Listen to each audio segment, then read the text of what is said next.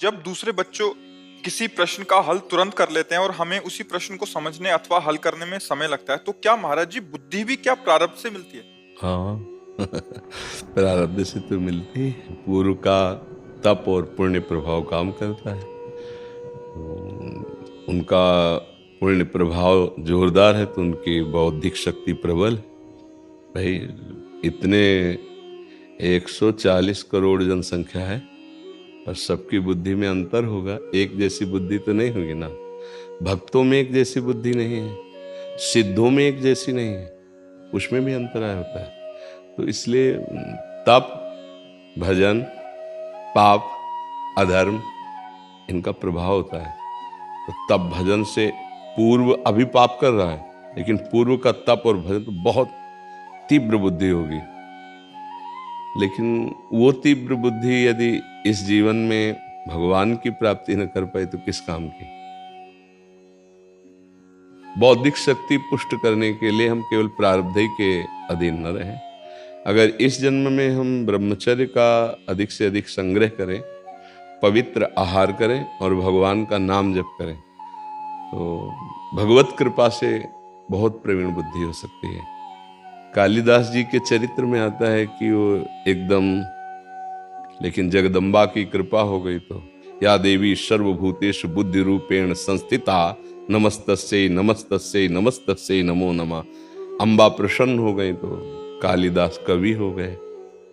ऐसे बड़े बड़े महापुरुषों के भी विषय में आता है।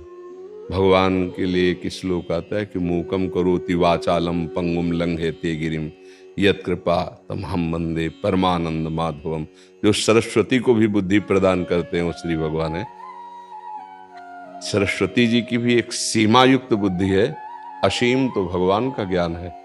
तो अगर हम भगवान के आश्रित हो जाएं, नाम जप करें, ब्रह्मचर्य का सेवन करें, पवित्र आहार, तो निश्चित बुद्धि प्रवीण हो जाएगी। अभ्यास से। हाँ, नाम जप करो ना तो बुद्धि जैसे जैसे दर्पण है, अब उसमें मल लगा है तो उसकी क्षमता अंदर है, पर मल के कारण खो गई, हमारा प्रतिबिंब साफ नहीं दिखाई देगा। और जे भी मल हटा तो साफ दिखाई देगा ना तुरंत। तो ऐसे ही निर्मल बुद्धि तुरंत ज्ञान प्रकाशित करती है, और जैसे जैसे मलिन होती जाती है वैसे मूढ़ता जागृत होती है। अब बुद्धि के मानने के लिए कोई निर्मा सर्फ आदि की रचना तो हुई नहीं, उसकी नाम जप है, शास्त्र स्वाध्याय है, भगवान की आराधना है, उसी से बुद्धि प्रबल। बुद्धिमताम वरिष्ठम, बुद्धिमानों में श्रेष्ठ कौन? से हनुमान जी। क्यों? हर समय सिया राम सिया राम सिया राम, है नहीं? तो बल और बुद्धि दोनों भगवान से प्राप्त होती है।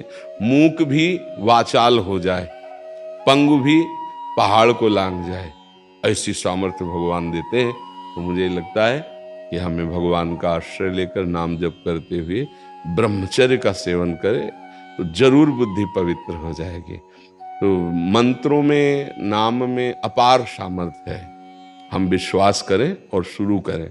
जैसे डॉक्टर पर विश्वास करके दवा लेना शुरू करते हैं तो धीरे धीरे रोग का शमन होता है परहेज के साथ। ऐसे यदि हम संत सदगुरुदेव की बात मानकर नाम जप करना शुरू करें तो निश्चित मंगल हो जाएगा, निश्चित। देखो, एक बार हमको आज के 22-23 वर्ष पहले किसी मंच पे बैठाला गया, सन्यास का वेश था कि आप कुछ बोलिए। तो भगवान की ऐसी लीला थी, तब तक हम ऐसे रहते थे कि जैसे कोई, हम कई बार हमसे पूछा गया कि तुम्हारे वाणी है कि नहीं, बोलना आता है कि नहीं, क्योंकि मौन शांत, अब किसी से कोई मतलब नहीं। अब हमें बैठाला गया कि आप कुछ बोलिए। तत्काल हृदय में कि अगर कुछ बोले तो फंस जाओगे, क्योंकि अगली बार फिर बैठा लेंगे। 2-4 बार नाम कीर्तन करवाया, हम कहा हम अपनी वाणी को विराम करते हैं, तो हंस दिए सब मंच में, क्योंकि एक भी शब्द नहीं बोला। हमको अपना आंतरिक प्रकाश बढ़ाना, और जब देखो उनको बुलवाना हुआ तो अब इतना बुलवा रहे हैं कि देखो 4 बजे से सत्संग 4:15 बजे से शुरू होता है, अभी तक होकर कभी लगे अब 8:30 8:45 इसमें बज जाएंगे। भगवान मूकम करोति वाचालम, वो जब बुलवाना, वो जब ज्ञान देंगे ना, तो सब, ब्रह्मा को भी ज्ञान भगवान ने ही दिया है, ज्ञान समुद्र भगवान है। हमें लगता है आश्रित हो जाओ, नाम जप करो और किसी से द्वेष ना करो। कोई कितना भी बुद्धिमान हो, वो एक प्रकृति के ही क्षेत्र में बुद्धिमान, तो तुम परमात्मा से जुड़कर उससे ज्यादा बुद्धिमान हो सकते हो? नहीं हो सकते।